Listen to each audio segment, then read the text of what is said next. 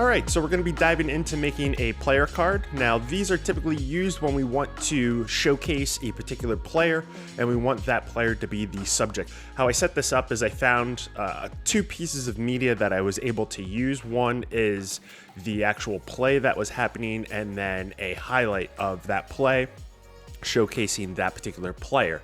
So that's kind of what we're doing here. So let me just quickly show you and you'll get a better idea. And all of this was made in, you could make all of this in the free version of DaVinci Resolve. So let's just jump right in. So we'll just back up here. I'll actually just dim that. So there's the play. Look at the blocking up front. There's Tooney, 62. And then we have the actual play that was happening. So the whole thing that we're going to be making is just this little transition here that's showcasing it. So what we could do is we could actually take all the stuff that I've made so far in this particular tutorial, and we could easily swap out the different elements that are for that particular player or that particular team and turn it into a macro, which then we could easily showcase other players, other teams. Let's just jump into how I actually created that. I just have this timeline here showing the clips, and then I rendered out that card itself. So let's go into the actual card comp. So all we did is we just made a timeline at 60 frames per second, because I believe all broadcast for sports is done at 60 frames, at least here in the US.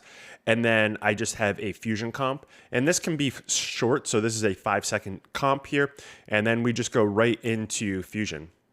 Once we get into fusion, as you can see, I have a bunch of nodes here, but we'll go through each group of nodes and break it down on exactly what was brought in. So we can see that there's a couple of different elements that were brought in. The first one here, if we view this, this is the player. And I guess I should kind of say here is that last week I made a video kind of talking about the basics of how to do fusion. If you are lost with nodes and everything, I would say to watch that before you jump into dissecting this. And I was thinking about making this available on the website. And I will make it available on the website, but obviously all of the player pictures and the team logo and all that won't be there, but I can put placeholders in there so that you can easily swap them out and then change the team colors and stuff. So, all right, back to what we were doing. So we first grabbed this particular shot. This, luckily enough, if you are making this kind of stuff, it's automatically pre-rotoed out on the NFL's website. So I just grabbed that from there. And then all we're doing is just repositioning this so that it's in the 1920 1080, because that's what this project is. So we have the random size that we get off the website, and then we just make it bigger and then bring it over to the side. This is the wipe that we had. So we're just grabbing this particular image and we have the alpha in the background. We're using the alpha on a solid color. So this is just a solid color. We're bringing that alpha in so that we have that as the outline. And then on the other side over here, we just have that wipe that happens. So it just has a path and then the wipe that goes across, right? I want to quickly tell you about my website, jrtv.com, where I have a ton of different courses as well as pre-made assets that you can use in your next video. If you need some help and you need like a one-on-one session, I also offer those as well. There's more information on the website and link in the description. Come down over here. We can see that we're starting to bring in the letters. Now, this timing is going to be completely up to you in how you approach bringing in those letters. But as far as the letters go, there was something to get the letters to come in like that. And then, they start out wide and then they slowly, chase each other in. And to do that, we're going to be using a modifier, but you're just going to right click in here and you're going to go into the follower modifier. From there, we'll be able to have a modifier, and this is the modifier that we'll have, which is the follower modifier. I'll just close this for now. Follower modifier, how this works is as we have a delay between each character, so a 1-frame delay. And then all I did is I went into the shading. So this is going to be the actual color of the letters. And I changed the offset. I should move myself over. I changed the offset here to have the path right? So that's going to be the path from one location to the other, and then that's why this path modifier came in. But we shouldn't have to worry about the path modifier if you're just making this and you're not going to be making it into a dynamic float. So you would just be able to make the keyframes.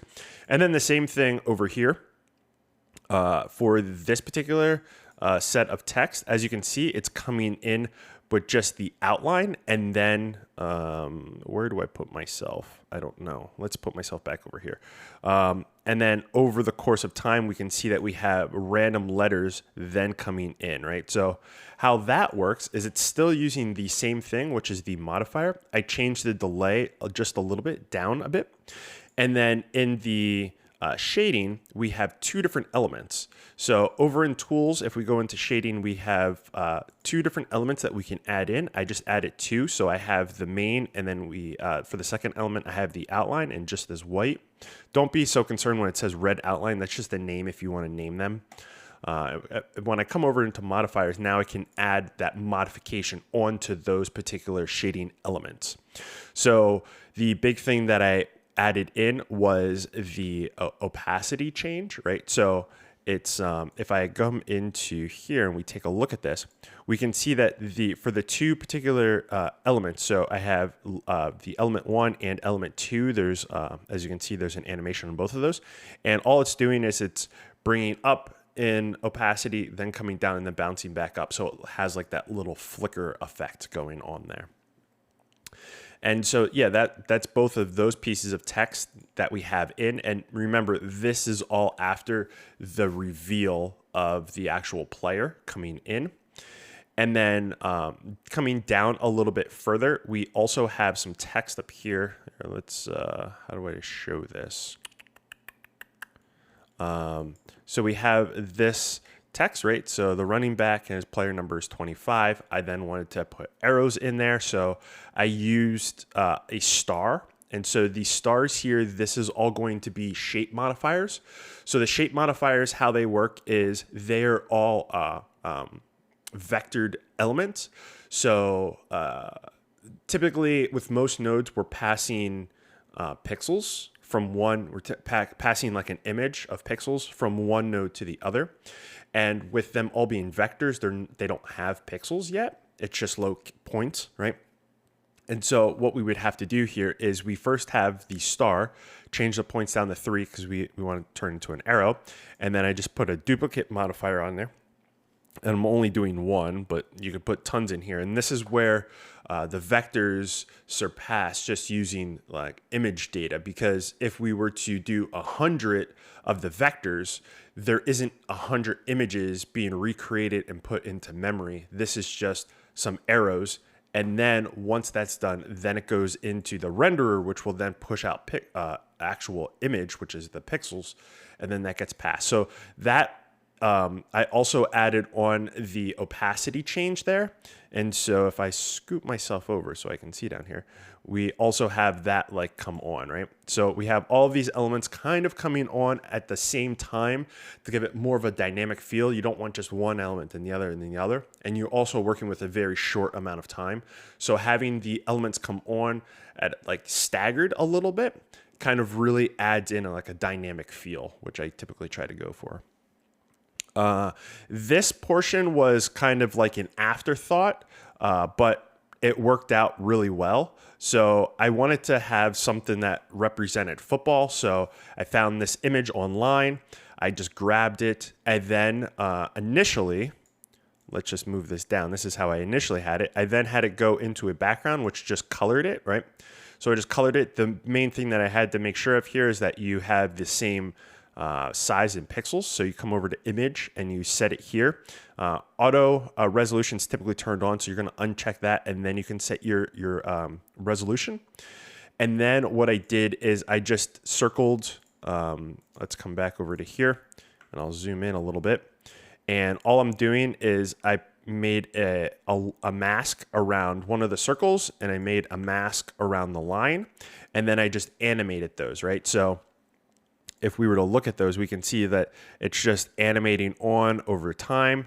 And then the circle is also, I don't know where its keyframes, here we are. The circle is also animating on.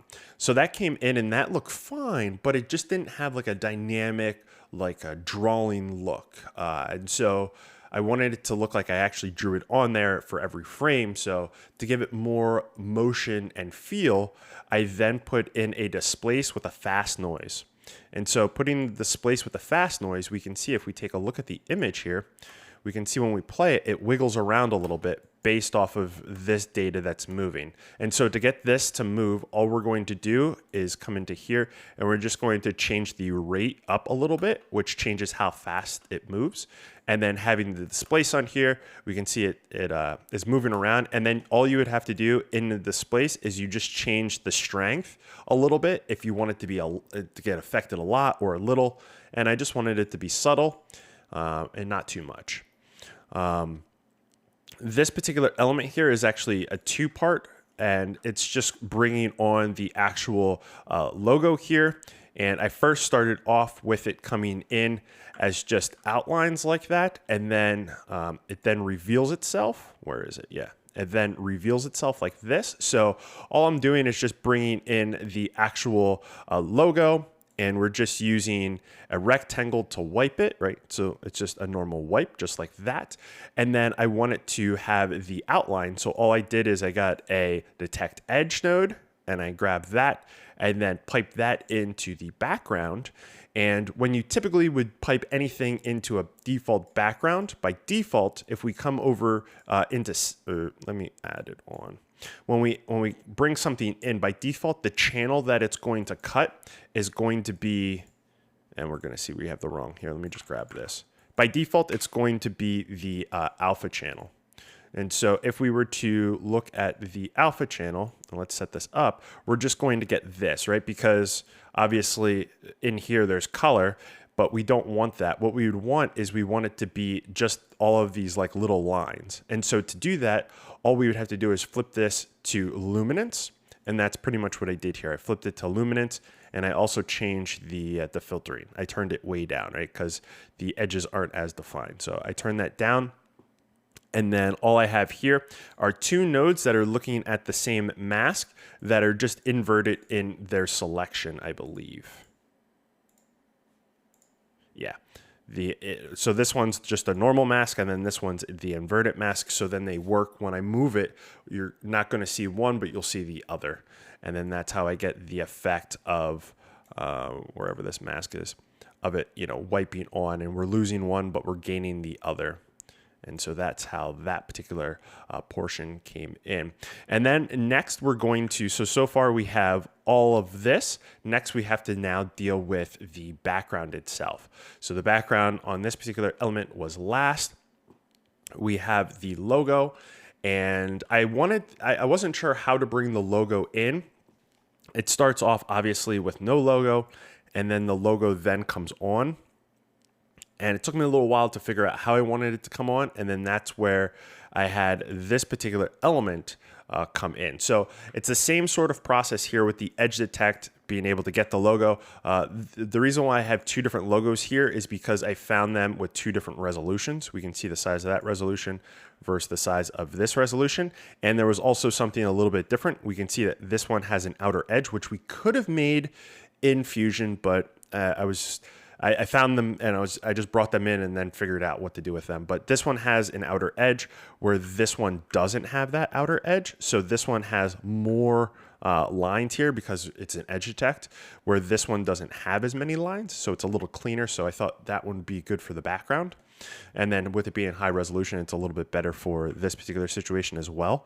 So we're just bringing that in the same way. And then down here, it's the same exact thing. So then all we're having is when this screen is on, we're then revealing this one in the background. Because this is taking up the whole screen, this particular element here, wherever it is, it's taking up the whole screen. So then that's when we're applying that background. So we don't see it here, and then we now see it over here, and they all line up and look really nice. So I thought that was like the perfect way to showcase that particular element. For over here, what we did is I want it to have the background not be flat. So if we take a look in here, we have the background, it looks super flat, and I didn't like that. So I want it to add on a little bit of color, but if I don't have this particular node here, he obviously gets super dark. So what I ended up doing is, because up here, way up here, we had his image, right? We had his image. And so then I had an alpha, right? So I had a clean alpha. So then all we do down here in this wireless node, we're just saying, okay, I want this node to represent this particular node that's written in here. And then we're just using that to cut out that particular element. And I put a little bit of a, like, it's almost like a reverse, or it is a vignette in here, so that when we do this color, it only colors around the outside. He isn't affected because of he was a part of this mask when we built that in. And so, yeah, that's pretty much the whole setup that I had. The only other thing that I would recommend doing is, when you are working with a particular project like this, try to get something like this where you can see the actual colors. I found this online, and so it made it really easy. So if I was to have like this color, I could just grab the eyedropper, click in there, and then I would have those colors. That made things super easy. They also give you the hex code. If you only have access to the hex code, you can just double click in here. Now I know that this looks a little bit different if you're on Mac or Windows or Linux, but all of them have the ability to put in some type of hex code. I think in Mac they just refer to it as a hex code. In Windows, it's an HTML, and I believe that this is the same panel that is on Linux as well. But everywhere has the ability to put in a hex code, which is just the numbers, and you also have the red, green, and blue channels here available. But that is going to be very big, making sure that you have the correct colors when you're building out something like this. The other reason why I ended up doing this difference in color here is because if you don't, he's not really pulled away from that background enough. And then when you add this in, it kind of, it defines it a little bit more. And I thought that just, made it overall look a lot better.